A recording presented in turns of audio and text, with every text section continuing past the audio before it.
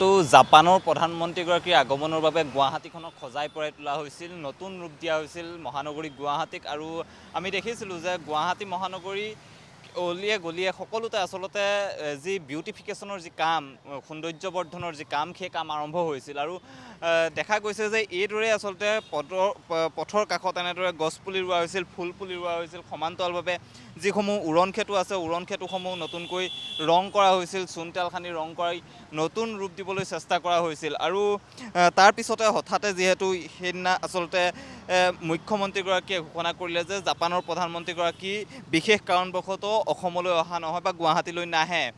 ইয়াৰ পিছত এতিয়া সকলোৱে আচলতে এই সৌন্দৰ্যবৰ্ধনৰ যি কাম, সেই কাম চলি থাকিব নাইবা চলি থাকিব লাগে নে নালাগে, সেয়াক লৈ আচলতে ডাঙৰ প্ৰশ্ন উত্থাপন হৈছে। আৰু দেখা গৈছে যে আটক ধুনীয়াকৈ গুৱাহাটীখন সজাই পৰাই তোলা হৈছিলে। আমি কৈছোঁৱে যে জাপানৰ প্ৰধানমন্ত্ৰীগৰাকী বা যি বিদেশৰ যিহেতু আলহী অহাৰ বাবেই এনেদৰে সজাই পৰাই তোলা হৈছিলে গুৱাহাটী মহানগৰখন। বিভিন্ন প্ৰান্তৰ আমি পৰিৱেশসমূহ দেখাইছিলোঁ। আৰু আমি যিসকল লোক আছে, লোকসকলৰ লগতো কথা পাতিবলৈ চেষ্টা কৰিম, তেওঁলোকৰ মন্তব্য ল'বলৈ চেষ্টা কৰিম। দাদা, আপোনাৰ ওচৰলৈ আহিছোঁ। জাপানৰ প্ৰধানমন্ত্ৰীগৰাকী অহাৰ বাবে আচলতে গুৱাহাটীখনক নতুন ৰূপ দিয়া হৈছিল, গুৱাহাটীখনক সজাই পৰাই তোলা হৈছিল। নিশ্চয়কৈ ভাল লগা কথা এইটো। এতিয়া যিহেতু প্ৰধানমন্ত্ৰীগৰাকী যি নাহে বুলি ইতিমধ্যে মুখ্যমন্ত্ৰীগৰাকীয়ে ঘোষণা কৰিছে, তাৰপিছত আপুনি ভাবেনে যে গুৱাহাটীখনৰ এনেদৰেই আচলতে যি সজাই পৰাই থকা কাম, সেই কাম কণ্টিনিউ হৈ থাকিব লাগে? চাওক, জাপানৰ প্ৰধানমন্ত্ৰী কিবা বিশেষ কাৰণত হয়তো অসমলৈ আহিব নোৱাৰিলে, কিন্তু আগন্তুক দিনত নিশ্চয় আহিব, আমি আশাবাদী। আৰু প্ৰধানমন্ত্ৰী আহাৰ চেগতে যিধৰণে গুৱাহাটী মহানগৰখন খুব চাফ চিকুণ কৰা হৈছিলে, এই ধাৰাটো অক্ষুণ্ণ থাকিব লাগে।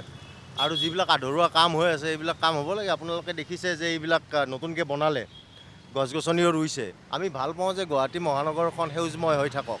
কিন্তু এই প্ৰসংগত অন্য এটা কথা মই আপোনালোকক ক'ব বিচাৰিম। ঠিক আছে, গুৱাহাটী মহানগৰখন আমি চাফ চিকুণ বিচাৰিছোঁ, কিন্তু বৰ্তমান ৰাস্তা ঘাট নিৰ্মাণৰ বাবে, উন্নয়নৰ বাবে যিধৰণে গুৱাহাটীৰ দাঁতিকাষৰীয়া পাহাৰবিলাক কাটি পেলোৱা হৈছে, গছ গছনিবিলাক কাটি পেলোৱা হৈছে, সেইটো কিন্তু বন্ধ হ'ব লাগে।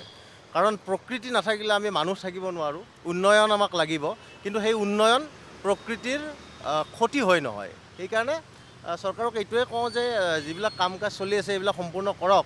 লগতে আপোনালোকে ৰাস্তা ঘাট বনোৱাৰ কাৰণে অকণমান বিধিসন্মত ব্যৱস্থা কৰক। এনেকৈ পাহাৰ গছ গছনি কাটি থাকিলে আমি কিন্তু ভৱিষ্যতত এক প্ৰাকৃতিক দুৰ্যোগৰ মুখামুখি হ'ম।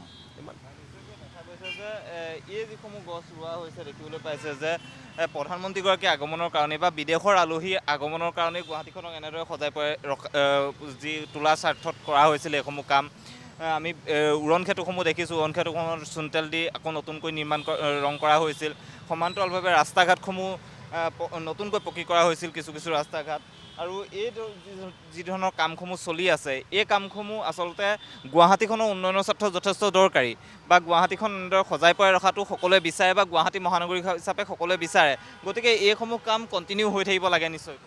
100% আমি বিচাৰোঁ যে গুৱাহাটী মহানগৰখন চাফ চিকুণ হৈ থাকক, গছ গছনি হওক। যেনেকৈ এতিয়া গছ গছনি ৰোৱা আৰম্ভ কৰিছে, গতিকে এইবিলাক হৈ থাকিব লাগে। অকল যে প্ৰধানমন্ত্ৰী আহিলেই হ'ব লাগে তেনেকুৱা নহয়। সময়ে সময়ে গুৱাহাটী মহানগৰখন পৰিষ্কাৰ পৰিচ্ছন্ন কৰি ৰখা বা ইয়াত ডিভাইডাৰবিলাকত, ৰাস্তাৰ ছাইডত গছ গছনি ৰোৱা, এইবিলাক হৈ থাকিব লাগে। কিন্তু তাৰে লগত এটা কথা ক'ব লাগিব যে আমি টিভিত দেখিছোঁ, সঁচা নে মিছা নাজানো, যে পকী ভাঙি তাত গছপুলি ৰোৱা হৈছিলে। তেনেকুৱা হ'ব নালাগে। ই সম্পূৰ্ণ প্ৰাকৃতিক হ'ব লাগে আৰু গঠনমূলক হ'ব লাগে। ধন্যবাদ জ্ঞাপন কৰিছোঁ। আৰু এতিয়া দেখা গৈছে যে এনেদৰেই গুৱাহাটীখনক নতুন ৰূপ দিয়া হৈছিল, নতুনকৈ সজাই পৰাই তোলা হৈছিল। এইসমূহ গছ নতুনকৈ ৰোপণ